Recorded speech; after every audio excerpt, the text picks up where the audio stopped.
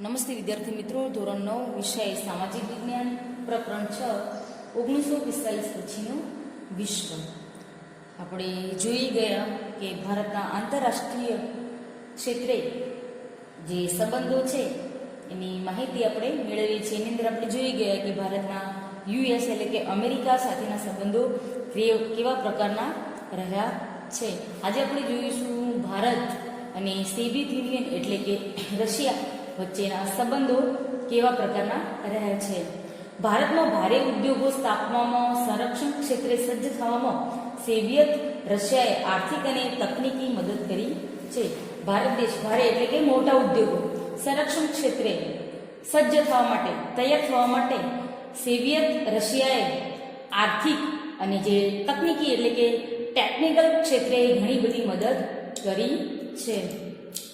આ જે સંરક્ષણ ક્ષેત્રે લશ્કર માટે કાશ્મીરના પ્રશ્નમાં સોવિયત યુનિયને ભારતનો પક્ષ લીધેલો. જ્યારે ભારત અને પાકિસ્તાન આ બંને દેશો વચ્ચે જે પ્રશ્ન છે કાશ્મીરનો, તો એ કાશ્મીરના પ્રશ્નની અંદર સોવિયત યુનિયને ભારતના પક્ષે રહેલું. જ્યારે આપણે જાણીએ છીએ કે અમેરિકા પાકિસ્તાનની તરફેણમાં હતું.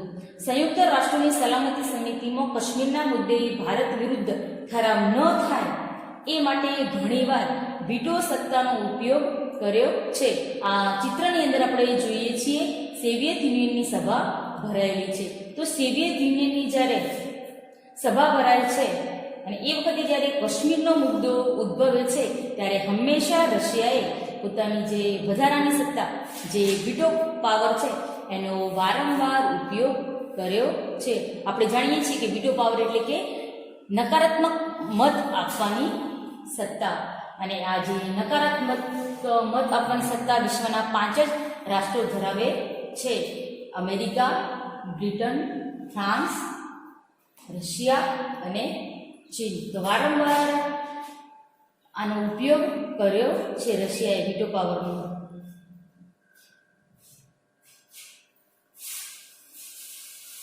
કાશ્મીરના પ્રશ્ને વૈશ્વિક સ્તર પર ભારતનું મતનું સમર્થન કર્યું છે. આમ રશિયા અને ભારત વચ્ચે ગાઢ મૈત્રીભર્યા સંબંધો રહ્યા છે. આગળ આપણે જોઈશું ભારતના જે પડોશી દેશો છે એ પડોશી દેશો સાથેના સંબંધો કેવા પ્રકારના રહ્યા છે. સૌ પ્રથમ પાકિસ્તાન. ભારતનો જે પડોશી દેશ છે એ પડોશી દેશ પાકિસ્તાનની માહિતી મેળવી છે. ભારતે આઝાદી મેળવ્યા પછી તુરંત જ ભારત અને પાકિસ્તાન વચ્ચેના સંબંધો તણાવ ભર્યા રહ્યા છે. આપણે જાણીએ છીએ કે આપણે આઝાદી મેળવી એના પછી ભારત અને પાકિસ્તાન વચ્ચેના જે સંબંધો છે હંમેશા તણાવ ભરેલા રહેલા છે. આ પાડોશી દેશ કે ભારત અને પાકિસ્તાનની બંનેની સરહદો મળે છે. ભારત અને પાકિસ્તાન વચ્ચે યુદ્ધો થયા છે. ભારત અને પાકિસ્તાન વચ્ચે યુદ્ધો થયા છે. ઈસવીસન 1948, ઈસવીસન 1965 અને ઈસવીસન 1971 ની અંદર ભારત અને પાકિસ્તાન વચ્ચે યુદ્ધો થયેલા છે.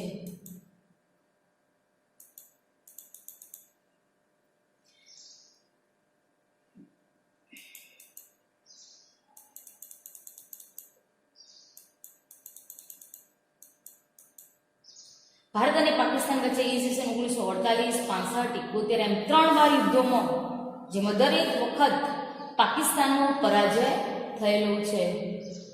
યાદ રાખજો કે ભારત અને પાકિસ્તાન વચ્ચે ક્યારે યુદ્ધ થયેલા છે, તો 1948, 1965 અને 1971 ની અંદર દરેક વખત પાકિસ્તાનનો પરાજય એટલે કે હાર થઈ છે.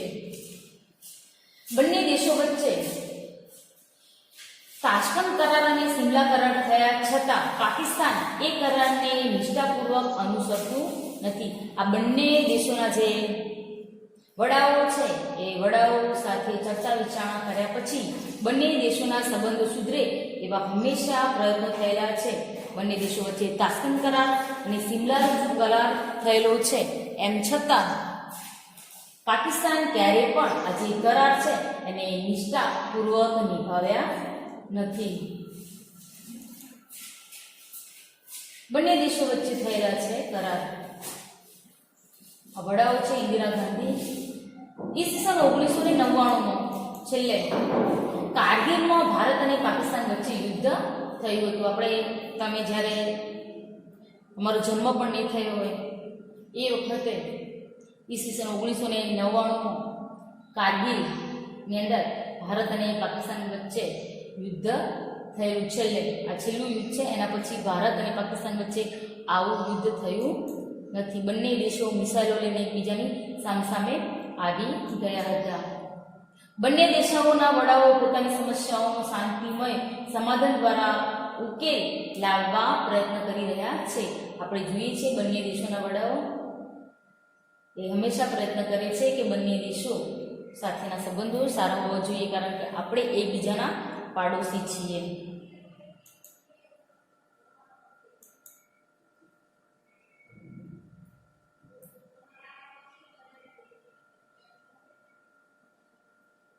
હવે ભારત અને ચીન સાથેના સંબંધો કેવા પ્રકારના રહ્યા છે?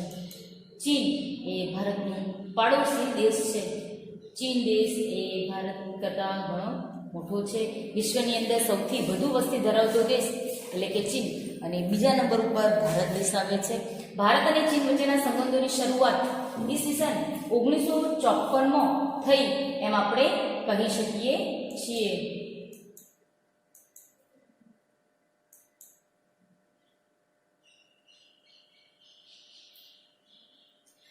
ચીન જ્યારે પોતાની સરહદોના નકશા પ્રકાશિત કર્યા ત્યારે ભારત અને ચીન વચ્ચેના સંબંધોમાં ભાંગણ પડી. ભાંગણ એટલે કે સંબંધો બગડવાની શરૂઆત થઈ. ચીને જ્યારે પોતાના જે નકશો છે એ નકશાની અંદર ચીને પોતાની સરહદો બતાવી ત્યારથી જ ભારત અને ચીનના સંબંધો બગડવા લાગ્યા. આ નકશામાં ચીને ભારતના ઘણો મોટો વિસ્તાર પોતાનો છે એમ દર્શાવ્યું, જેથી ભારતે તેનો સખત વિરોધ કર્યો. આ જે સરહદો છે, જે તમને એરો છે ત્યાંથી હું તમને બતાવું છું. આ જે સરહદો છે, સરહદો પર ચીને ભારતના ઘણા બધા પ્રદેશોને પોતાના હોવાનો દાવો કર્યો, અને એના કારણે ભારત અને ચીન વચ્ચે વારંવાર વિરોધ થતો રહે છે. સંબંધોની અંદર ચડાવ ઉતાર આવતા રહ્યા છે. ભારત અને ચીન વચ્ચેની સરહદો દર્શાવતી મોહન રેખાને ચીને અસ્વીકાર કર્યો. આથી બંને દેશો વચ્ચે મતભેદ ઉભો થયો. તમે આજે જોઈ શકો છો મેકમોહન લાઈન, જેનો ચીને સ્વીકાર કર્યો નથી, અને એના કારણે ભારત અને ચીન વચ્ચે તણાવભર્યા સંબંધો ઉદ્ભવે છે. બંને દેશો વચ્ચે ઘણા બધા મતભેદો ઉદ્ભવ થયા છે. ચીને ભારત પર આક્રમણ કર્યું 1962, અને જે પ્રદેશો એણે પોતાના પ્રદેશો તરીકે દર્શાવેલા એના ઉપર કબજો મેળવ્યો. ચીને પોતાની જે સરહદો નક્કી કરતો જે નકશો રજૂ કર્યો, અને એ નકશાની અંદર જેને પોતાના પ્રદેશો ગણાવ્યા છે, તો એ પ્રદેશો ઉપર ઈસવીસન 1962ની અંદર ભારત ઉપર આક્રમણ કરેલું, અને એ પ્રદેશો ઉપર ચીને કબજો મેળવ્યો છે. તે પોતાનું લશ્કર છે એ લશ્કર એને ગોઠવી દીધું છે. તમે ચિત્રની અંદર જોઈ શકો છો ચીનનું લશ્કર. ભારતે સરહદનું રક્ષણ કરવા લશ્કર મોકલ્યું. ચીને એક તરફી યુદ્ધ વિરામ જાહેર કર્યો, અને એ રીતે યુદ્ધનો અંત આવ્યો. આ પ્રશ્નનો ઉકેલ લાવવા માટે મંત્રણાઓ યોજાય છે, પરંતુ કોઈ સમાધાન થઈ શક્યું નથી. છતાં પણ છેલ્લા દાયકા દરમિયાન ભારત અને ચીન વચ્ચે પરસ્પર સહકાર અને મૈત્રીપૂર્ણ સંબંધો વિકસતા રહ્યા છે. ભારતના વડાપ્રધાન નરેન્દ્ર મોદી અને ચીનના વડા જિનપિંગ વચ્ચે રિવરફ્રન્ટ અમદાવાદ ખાતે સૌજન્યપૂર્ણ મુલાકાત થઈ 2014ની અંદર. તમે ચિત્રની અંદર જોઈ શકો છો જિનપિંગ અને ભારતના વડાપ્રધાન નરેન્દ્ર મોદી.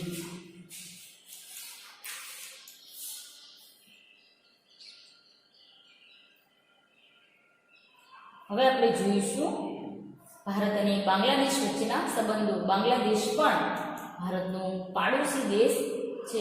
બાંગ્લાદેશે ઘણો સંઘર્ષ કરી સ્વતંત્રતા મેળવી છે.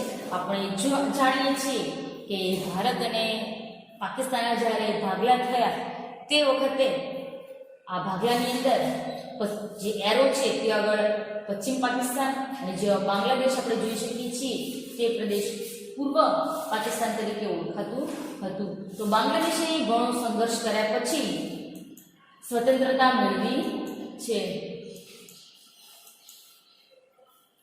ઈસવીસન 1971માં એક સ્વતંત્ર સાર્વભૌમ રાષ્ટ્ર તરીકે બાંગ્લાદેશનો ઉદ્ભવ થયો. એ પહેલા એ પાકિસ્તાનનો ભાગ હતો. અનેક નવોદિત રાષ્ટ્રો તરીકે ભારતે બાંગ્લાદેશને નાણાકીય, ટેકનિકલ અને ભૌતિક સાધનોની ઘણી મદદ કરી છે. કેટલીક બાબતોમાં ભારત અને બાંગ્લાદેશ વચ્ચે મતભેદ ઊભા થયા છે. દાખલા તરીકે જે ગંગાનું પાણી છે એના ઉપયોગ માટે ભારત અને બાંગ્લાદેશ વચ્ચે પ્રશ્ન ઉદ્ભવ્યો છે. આ જે ગંગા નદી છે એ ગંગા નદી છે એનું પાણી બાંગ્લાદેશમાં થઈ અને બંગાળની ખાડીને મળે છે. તો વહેંચણીના સંબંધે થયેલી ચર્ચાઓ દ્વારા સમાધાન પણ કરવામાં આવ્યું છે.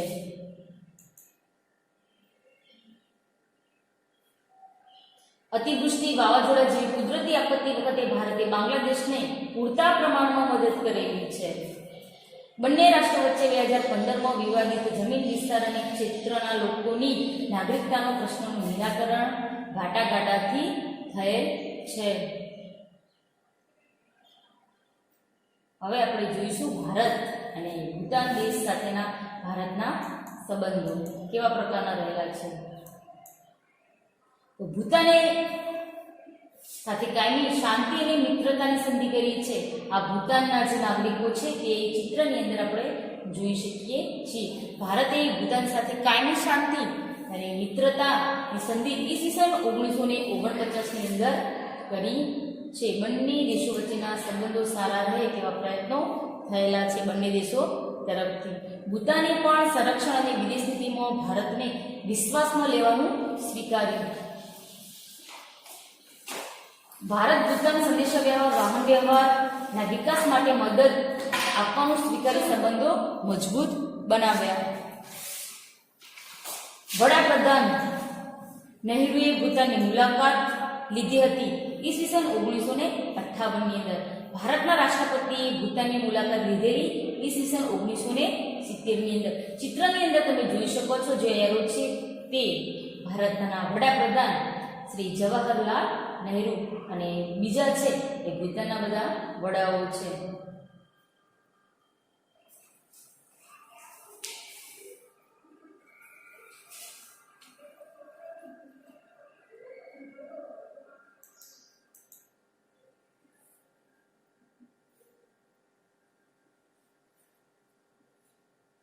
ભારતના રાષ્ટ્રપતિ ભૂટાને યુએસએનું સભ્ય બનવામાં ભારતે મદદ કરી ઈસવીસન 1971ની અંદર.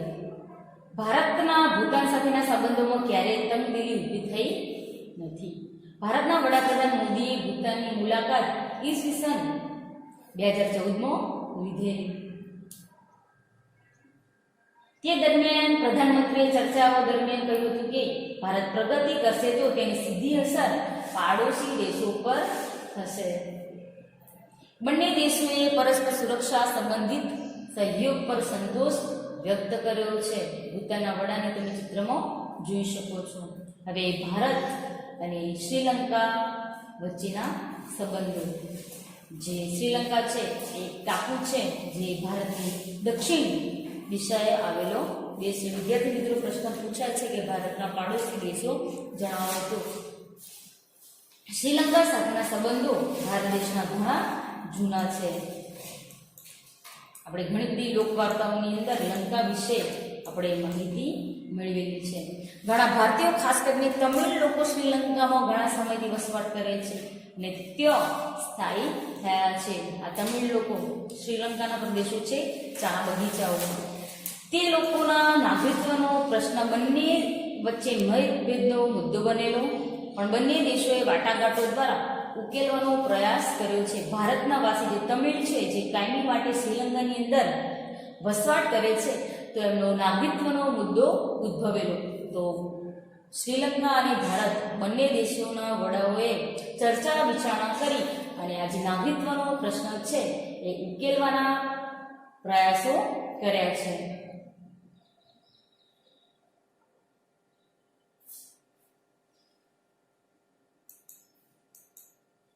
શ્રીલંકાના તમિલ લોકોને થતો અન્યાય દૂર થાય અને તમિલ સંગઠનો અને શ્રીલંકાની સરકાર તમિલ સમસ્યાનું શાંતિમય સમાધાન કરે તેવી ભારતની ઈચ્છા છે.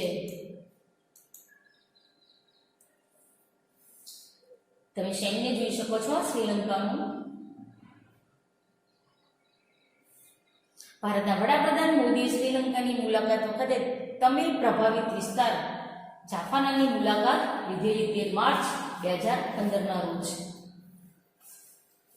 શ્રીલંકન તમિલ અસરગ્રસ્તના પુનર્વસન માટે 27,000 જેટલા મકાનો ભારતની આર્થિક સહાયથી બનાવ્યા છે. આજે શ્રીલંકા છે એ શ્રીલંકાની અંદર વસવાટ કરતા જે તમિલ પ્રજા છે એમના પુનર્વસન માટે ભારત દેશે 27,000 જેટલા મકાનો બનાવવા માટે આર્થિક મદદ કરેલી છે.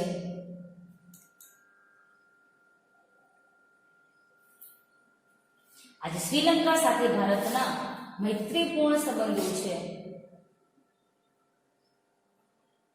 ભારત અને નેપાળ સાથેના સંબંધો આમાં ચિત્રની અંદર જોઈ શકો છો. નેપાળ દેશ.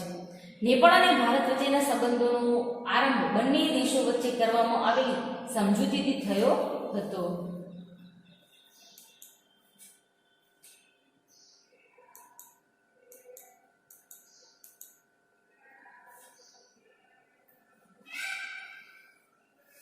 બંને દેશોના વડાઓ છે ચિત્રની અંદર.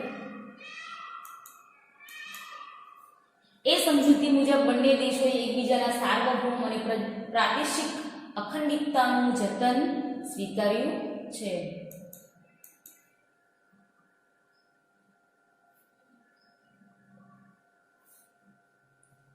બંને દેશોના નાગરિકોની એકબીજાના દેશમાં મુક્ત અવરજવરને માન્ય રાખે છે. નેપાળના સામાજિક આર્થિક વિકાસમાં ભારતે ઘણી મદદ કરેલી છે. નેપાળના ઘણા વિદ્યાર્થીઓ ઉચ્ચ અભ્યાસ માટે ભારત આવે છે. વિદ્યાર્થી મિત્રો નેપાળવાસીઓ છે એ મુક્ત રીતે ભારત દેશની અંદર આવન જાવન કરી શકે છે. હિમાલયમાંથી નીકળતી કેટલીક નદીઓ નેપાળમાંથી પસાર થઈ ભારતમાં આવે છે. ચોમાસામાં તેમાં ભારે પૂર આવે છે અને તેથી ભારતનું ઘણું નુકસાન થાય છે. નદીઓના પૂર રોકવા માટે ભારત અને નેપાળ વચ્ચે સમજૂતી થાય એ માટે ભારત પ્રયત્ન કરે છે. 25 એપ્રિલ 2015ના રોજ નેપાળનો 5.8ની તીવ્રતાનો ભૂકંપ આવ્યો હતો. તેમાં આશરે 8,000ની આસપાસ લોકો મૃત્યુ પામેલા. તમે ચિત્રની અંદર જોઈ શકો છો. ભૂકંપ થવાથી જે નેપાળ દેશની અંદર જે ભારે નુકસાન થયેલું ચિત્ર જોવો છો તો એ ભૂકંપની તીવ્રતા વખતે જે નુકસાન થયેલું ને 8,000 લોકો મૃત્યુ પામેલા ત્યારે ભારત દેશે પોતાનાથી બનતી મદદ કરી હતી.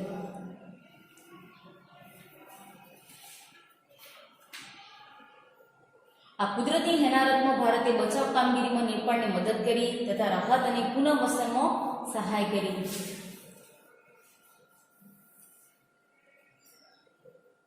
ભારત અને અફઘાનિસ્તાન સાથેના સંબંધો મૈત્રી ભર્યા સંબંધો ધરાવે છે. અફઘાનિસ્તાનમાં નવસર્જનમાં ભારતનો સિંહ ફાળો રહ્યો છે. બાંધકામ ક્ષેત્રે, આરોગ્ય ક્ષેત્રે અને કેળવણી ક્ષેત્રે ભારતનો મોટો ફાળો છે. અને આર્થિક સામાજિક ઉત્કર્ષ માટે ભારતે આર્થિક મદદ કરી છે. કુદરતી આપત્તિ વખતે ભારતે આર્થિક મદદ કરી. અફઘાનિસ્તાનના પાર્લામેન્ટ હાઉસનું બાંધકામ ભારત કરે છે. વિદ્યાર્થી મિત્રો, જે અફઘાનિસ્તાનની અંદર જે પાર્લામેન્ટ છે એનું બાંધકામ ભારત દ્વારા કરવામાં આવ્યું છે.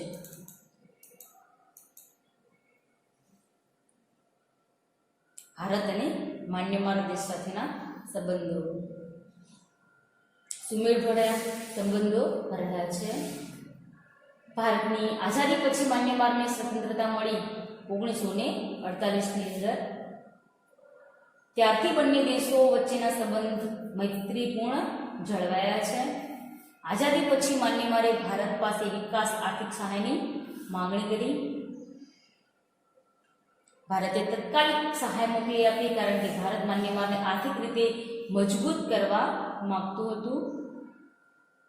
ભારતની વિદેશ નીતિનું ધ્યેય વિશ્વમાં શાંતિ અને સલામતી જાળવવાનું છે. જો કે પ્રસંગોપાત ભારતના પાડોશી દેશો સાથેના સંબંધોની અંદર ચઢાવ ઉતાર રહ્યો છે, છતાં સહઅસ્તિત્વની પ્રાચીન ભારતીય પરંપરા અનુસાર સબળ હોવા છતાં પોતાનાથી નાના પડોશી રાષ્ટ્રોની આર્થિક નીતિને પ્રભાવિત કર્યા વિના પાડોશી દેશો સાથે શાંતિપૂર્ણ અને મૈત્રીભર્યા સંબંધો જાળવી રાખ્યા છે. વિદ્યાર્થી મિત્રો, અહીં આગળ આપણું આ જે ચેપ્ટર છે એ પૂર્ણ થાય છે. સ્વાધ્યાયના જે પ્રશ્નો છે એ પ્રશ્નો તમારે પાકી નોટબુકની અંદર લખવાના રહેશે. નમસ્તે.